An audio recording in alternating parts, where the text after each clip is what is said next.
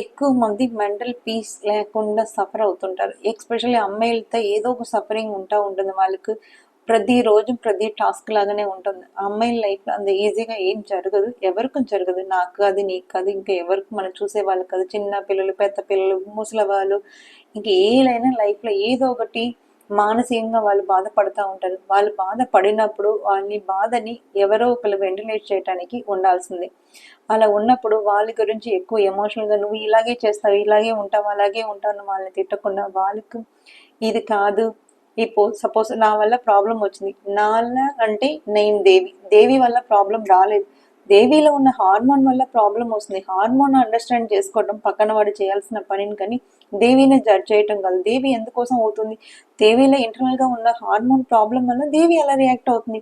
So హార్మోన్కి మనకి treatment చేయాలి, కానీ ఒక అమ్మాయి గురించి బ్యాడ్గా మళ్ళీ నువ్వు అప్పుడు అలా చేసావు, అప్పుడు అలా చేసావు, అప్పుడు అలా చేసావు అని చెప్పి మళ్ళీ పదే పదే ఆ మాటలు అన్నప్పుడు వాళ్ళకి ఇంకా బాధ ఎక్కువ అవుతుంది తప్ప తగ్గించలేరు.